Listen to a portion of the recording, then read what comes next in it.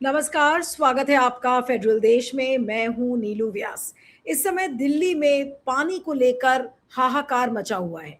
लोगों की शिकायतें अलग अलग जगह से आ रही हैं कि लोग रात भर सो नहीं रहे हैं। सुबह 3 बजे जब पानी आता है तो लाइन लगकर पानी लेने के लिए लोग खड़े रहते हैं। तो आप सोचिए कि जिन परिवारों में रात भर लोग सोते नहीं हैं, उन्हीं लोगों को सुबह काम पर जाना पड़ता है और 3 बजे से उनको पानी के लिए लाइन लगानी पड़ती है। और अगर पानी आता भी है तो उसका प्रेशर इतना इतना कम है कि पानी घंटों लग जाते हैं पानी भरने में। उसके बाद पानी की क्वालिटी कितने इलाकों में एकदम खराब है। वाटर मैनेजमेंट का कोई साधन नहीं है।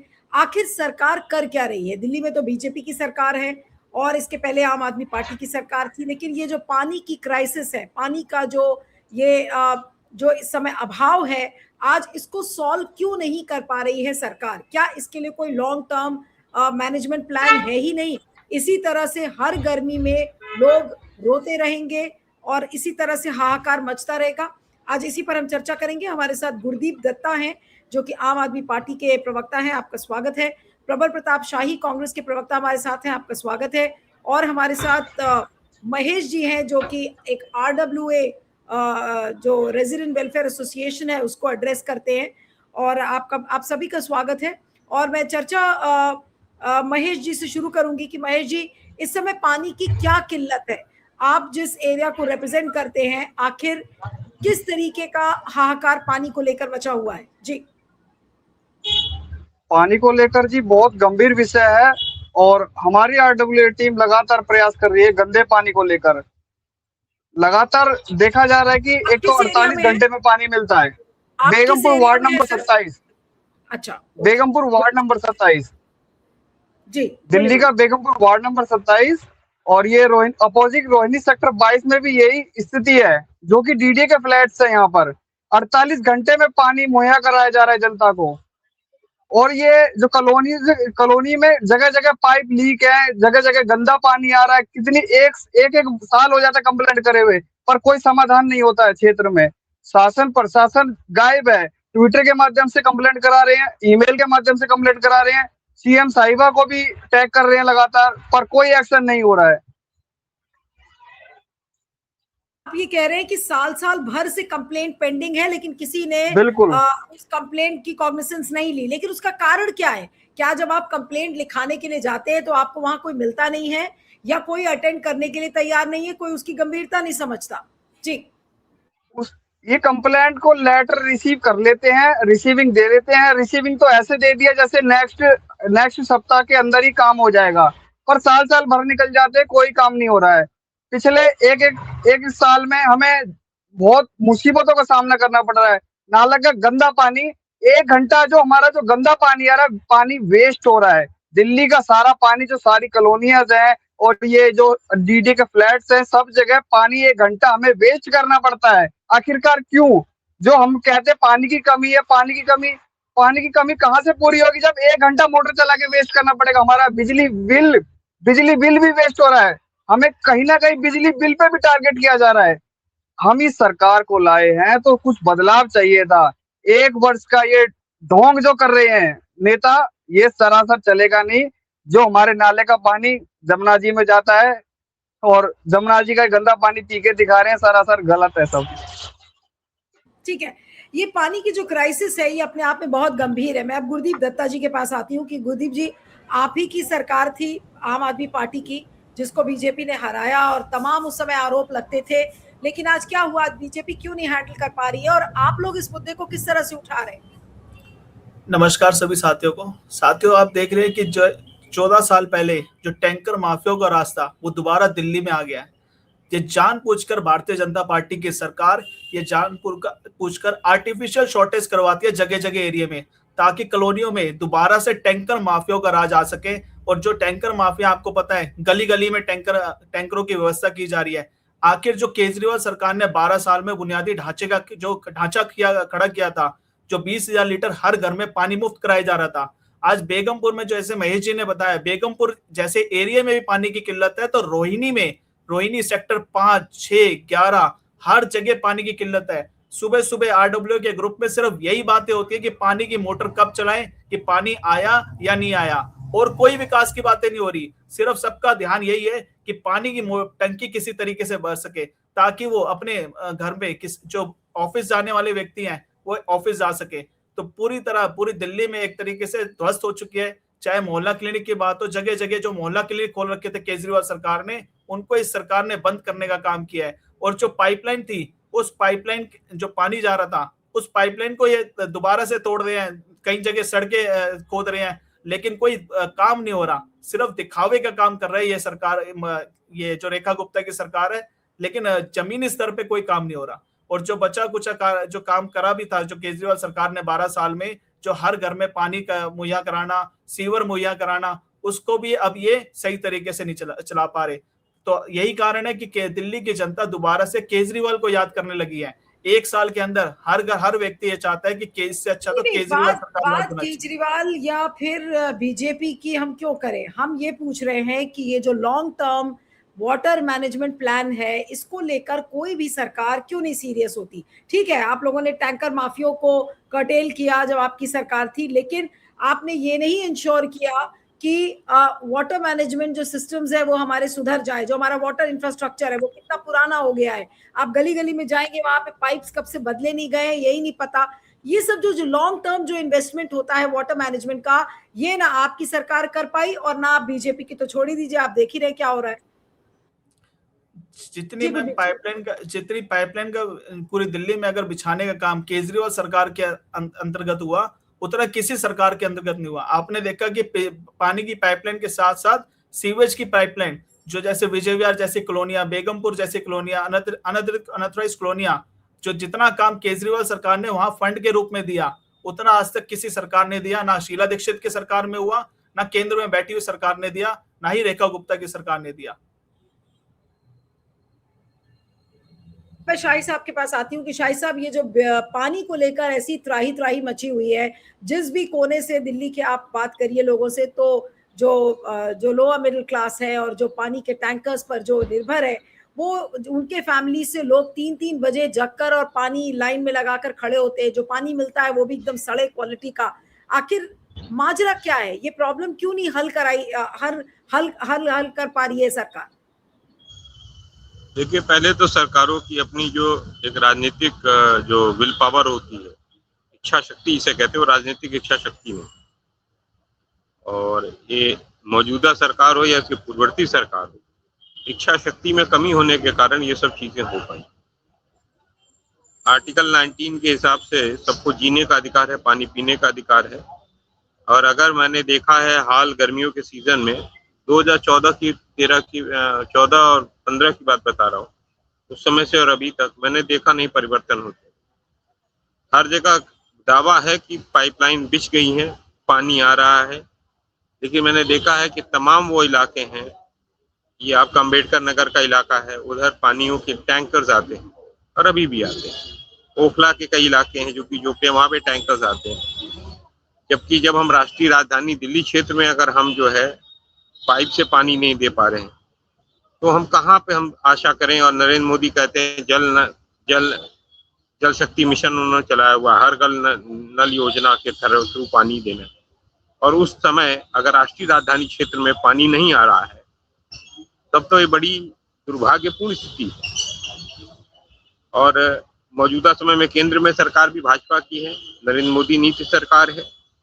यहीं पर राज्य में रेखा गुप्ता नीति सरकार भाजपा की है, और उसके बाद एमसीडी भी इनके हाथ में। ऐसा भी नहीं है कि कोई अथॉरिटीज इनको रोक रही है काम करने के, और साल से ऊपर हो, 1 साल से ऊपर हो गया, 1.5 साल होने जा रहा है रेखा गुप्ता की गवर्नमेंट को। इसके पहले 12-1 साल जो है अरविंद केजरीवाल की गवर्नमेंट की। तो मुझे लगता है कि बहुत सारे काम हो जाने चाहिए थे, जो काम हुए नहीं। आबादी का जो दबाव है रिसोर्सेज पर, उसको लेकर प्लानिंग नहीं है। प्लानिंग शीला जी को बहुत सारे लोग आलोचना करते हैं, शीला जी विजनरी लीडर थी और उन्होंने बहुत सारे काम किए थे। वो चलिए 12-13 साल पहले की बात है, उसके पीछे नहीं जाऊंगा मैं, लेकिन मौजूदा समय में बात करते हैं। मौजूदा समय में जो सरकार है वो फेल हो चुकी है। और इसमें एक चीज हो रही है कि यहाँ पर भ्रष्टाचार बहुत ज्यादा बड़े लेवल पे। इसको आपको याद होगा कि अभी एक आदमी भागकर भाजपा में गया है, जिसका नाम है राघव चड्ढा है। उसके पहले कपिल मिश्रा थे। ये कौन लोग थे? इसके पहले कैलाश गहलोत थे। ये लोग कौन लोग थे?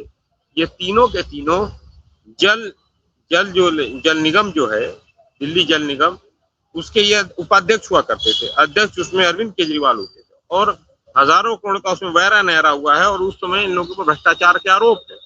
उन भ्रष्टाचार के आरोपों के कारण ये लोग भाग के गए हैं भाजपा में अपनी जान बचाने के लिए।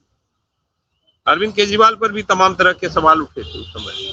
तो मैं ये कह रहा हूँ कि भ्रष्टाचार पिछली सरकार में भी था, इस मौजूदा सरकार में भी अगर सीएजी की जांच हो जाएगी तो इसमें भी होगा।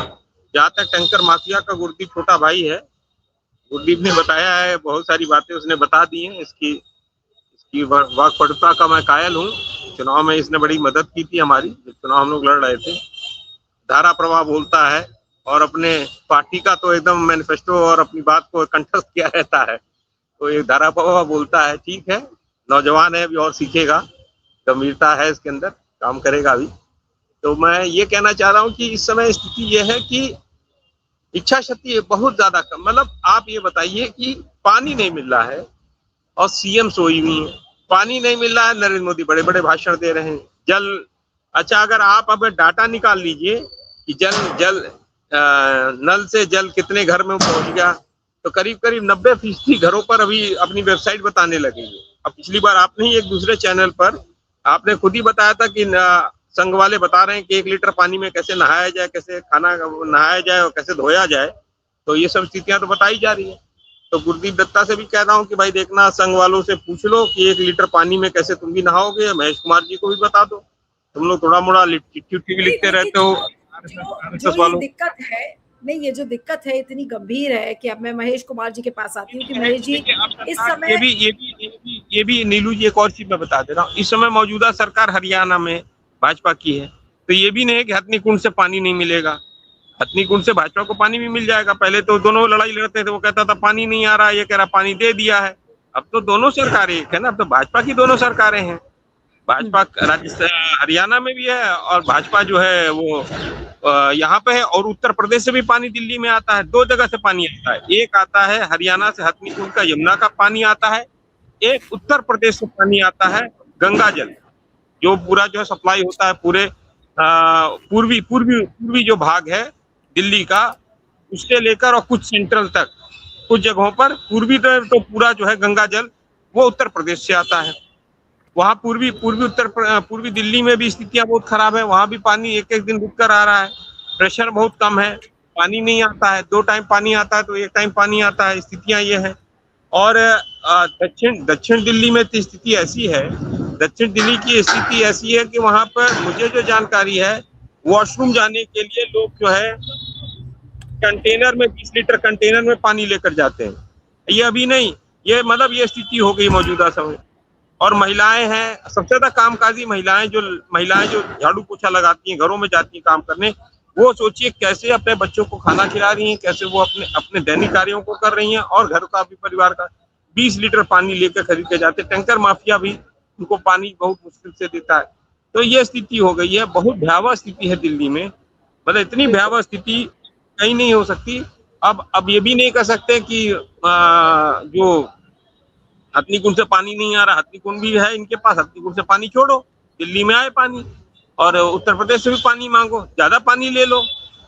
पानी तो इनके पास है, ये पर्याप्त पानी है वहां पर नदियों से पानी जो आ रहा। अब ये कहते हैं कि क्यों पानी नहीं है, तो पानी नहीं है तो रिचार्ज सिस्टम बनाओ। क्यों नहीं बनाया आपने अभी रिचार्ज सिस्टम? क्यों नहीं बनाया? हाँ, नहीं, सवाल वही है कि सिस्टम क्यों नहीं बनाया गया, सिस्टम को और ज्यादा विकसित क्यों नहीं किया गया। महेश जी, आप लोग रेजिडेंट वेलफेयर एसोसिएशन को रिप्रेजेंट करते हैं, क्या आप लोगों ने कोई रिप्रेजेंटेशन चीफ मिनिस्टर को दिया? क्या उन लोगों को ये बताया गया कि देखिए भाई कितनी पानी की किल्लत है, लोगों पर क्या बीत रही है? ये सारी बातें क्या रेखा गुप्ता को बताई गई हैं? जी महेश जी। बिल्कुल मैम जी, ये हम लगातार ईमेल के माध्यम से और जो ट्विटर है उस पे सारे अधिकारी और सारे नेतागण बैठते हैं। और रेखा गुप्ता जी ने कहा था कि हमारी सरकार यहीं से बैठ के हैंडल कर रही है। और हमारे क्षेत्र में विकास हुआ है तो अधिकारियों का हुआ है। जो पहले जेई थे हमारे क्षेत्र में केजरीवाल जी के टाइम पे, आज वो एई बन चुके हैं, उनका प्रमोशन हो चुका है, पर पानी अभी तक वही गंदा आ रहा है। अगर पानी की रसोई की अगर टूटी खोल दे तो सब बच्चों को लेकर बाहर जाना पड़ता है। कितना गंभीर विषय है। सुबह सुबह 7 बजे छोटे छोटे बच्चों को स्कूल जाने का समय है, अगर टूटी खोल दी जाए इतना इन्फेक्शन उड़ता है, इतना हवा इतना दूषित हो जाती है, दुर्गंध आती है इतनी गंदी। क्या हाल होता होगा हमारे क्षेत्र में वो हम जान सकते हैं।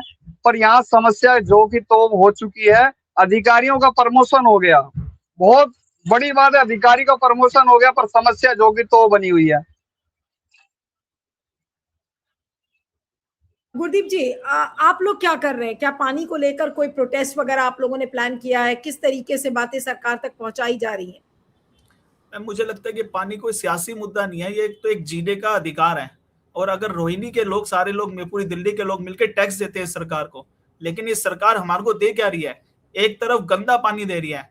दिल्ली के लोग हर घर में अब आरओ की सप्लाई चालू हो गई है। पहले जैसे अब जैसी रेखा गुप्ता की सरकार आई थी, दिल्ली में पावर कट लगने चालू हो गए थे और दोबारा से इन्वर्टर बैटरी की दुकानें चालू हो गई थी। इसी तरीके से आरओ की, हर घर में आरओ की सप्लाई चालू हो गई है। बिना आरओ के तो कोई घर रहता ही नहीं है।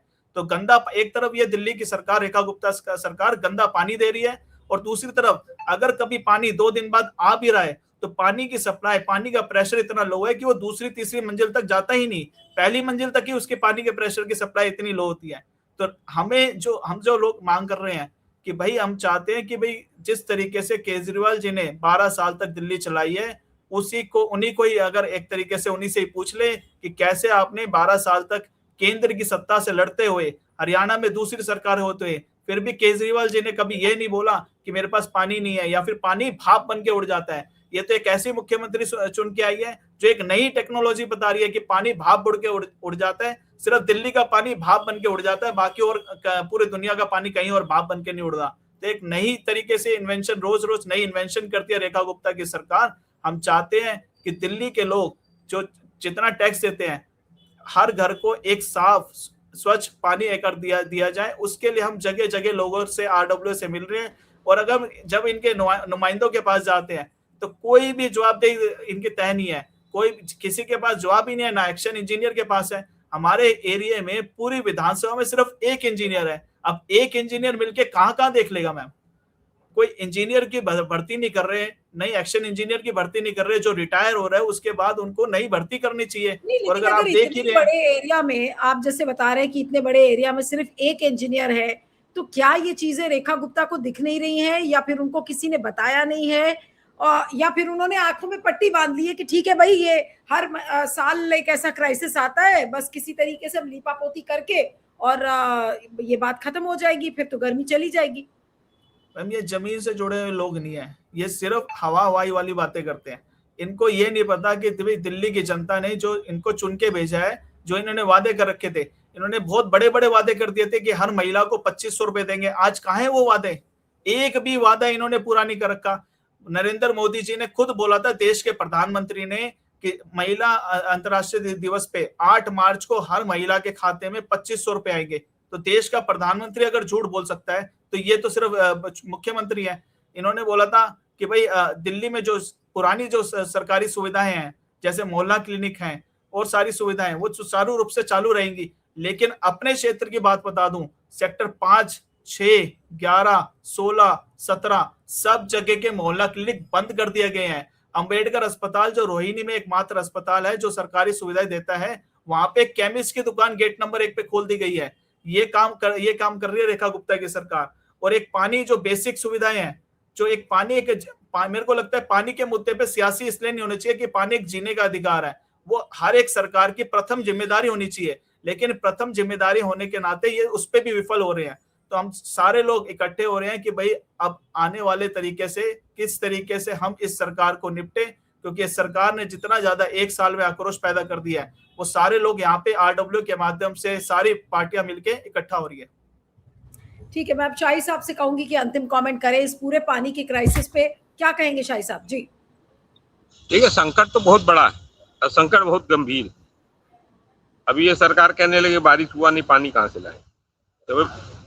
तो आपके पास मैनेजमेंट क्या है? आपने क्या मैनेजमेंट किया? नरेंद्र मोदी रोज भाषण देते हैं, मैनेजमेंट यही है कि 1 लीटर पानी में नहाना सिखा रहे हैं आरएसएस वाले। अब गुरदीप दत्ता के बहुत सारे मित्र भी आरएसएस वाले उधर हैं, तो उन सब से सीख लो कि 1 लीटर कैसे पानी में नहाते हैं। महेश कुमार को भी सिखा दो, तुम्हारे इलाके के भी हैं उधर ही, रोहनी साइड के बेचारे। तो तुम दोनों लोग 1 लीटर पानी में सीखो पहले, और नहीं तो 1 लीटर पानी उनको डुबो को मारो। अब यही रास्ता बचा है, या तो चुल्लू भर पानी में डुबा के उनको मारो, या 1 लीटर पानी सीखो। संघर्ष करना पड़ेगा, रास्ता एक संघर्ष का ही। अभी हम लोगों ने मटका फोड़ प्रदर्शन किया था, कांग्रेस पार्टी ने भी सब विषयों को लेकर, और जब जब गर्मी आती है स्थिति यही रहती है। मुझे तो नहीं दिख रहा कि कोई गंभीर इस पर कोशिश हो रही है पानी की समस्या का समाधान करने की। बारिश का पानी आएगा, अभी बारिश होगी, बारिश का पानी सारा जो है यमुना में बह जाएगा। तो कम से कम जो जगह खाली है, जो रिवर बेड्स के इलाके हैं, वहां पर वाटर रिचार्ज सिस्टम कैसे बनाए, कैसे रिचार्ज कर रहे हैं उस पानी का, फिर कैसे उपयोग हो सके, ये सब चीजें मैं सुनते हुए आ रहा हूँ। हो नहीं रहा। कुछ मशीन लगाकर यमुना में घुमाते रहते हैं। यमुना सफाई बहुत बड़ा मुद्दा था। नरेंद्र मोदी कह रहे मैं यमुना का पानी पीऊंगा 1 साल के अंदर, 6 महीने में। क्या हुआ? यमुना का पानी तो ऐसा होगा, पी लेंगे नरेंद्र मोदी, ऐसा बीमार पड़ेंगे, पता नहीं अमेरिका जाना पड़ेगा ट्रम्प के पास फिर इलाज कराने, या हो सकता है एप्स्टीन आइलैंड जाना पड़ेगा मसाज कराने। अब कहाँ जाना पड़ेगा मुझे नहीं पता। तो यमुना का पानी भी नहीं पी सकते, और बाकी जो पानी आ रहा वो मिल नहीं रहा है इनको। तो क्यों नहीं मिल रहा है? तो मांगो उनसे जाके। ये जो है अपने सैनी से मांगे, क्यों नहीं मांग रहे सैनी जी से पानी? मांगना चाहिए, जो सैनी है उनसे मांगना चाहिए। योगी आदित्यनाथ से मांगे पानी, रेखा गुप्ता। योगी आदित्यनाथ से अगर नहीं दे पा रहे तो नरेंद्र मोदी से कहे पानी लाएं, नहीं तो माय डियर डोनाल्ड ट्रम्प से मांगे पानी, नहीं तो वहां से मांगे, इजराइल से पानी लाएं, कहीं से लाएं, जनता को दे। हमारा कहना ही है, चाहे इजराइल से लाओ चाहे अमेरिका से लाओ, कहीं से लाओ पानी, बिल्कुल, या कहीं से लाओ, जनता को दो, पानी ला के दो। यूएस ट्रेड डील करने के लिए, किसानों को तबाह करने के लिए तो तैयार हो, पानी देने के लिए तैयार नहीं है। दारू, हाँ दारू बांट रहे हैं, दारू की दुकानें खुलती जा रही, डबल होती जा रही हैं, ट्रिपल हो गई है। दारू कहाँ से बन रही है? दारू भी तो पानी से बनती है, उसके लिए पानी है। कोका कोला के लिए पानी है, पेप्सी के लिए पानी है। अच्छा पॉइंट है कि भाई दारू के लिए पानी है, कोका कोला या पेप्सी की बॉटलिंग के लिए पानी है, लेकिन लोगों के पीने के लिए पानी इस देश में नहीं है। और दिल्ली में खासकर अगर हम बात करें तो ये क्राइसिस बहुत ज्यादा बढ़ता चला जा रहा है। सरकार कितनी गंभीर है इसको लेकर, बहुत सारे प्रश्न है, क्योंकि जो लॉन्ग टर्म मैनेजमेंट प्लान है वो यहाँ पर धरातल पर कम से कम नहीं दिख रहा है। सोचिए, एक इंजीनियर, इतना बड़ा इलाका, एक इंजीनियर वहां पर है, तो कैसे ये प्रॉब्लम सॉल्व होगी आप खुद सोच सकते हैं। आप सभी का बहुत बहुत शुक्रिया, Prabal Pratap Shahi ji, Gurdeep ji, Mahesh ji, thank you so much for joining.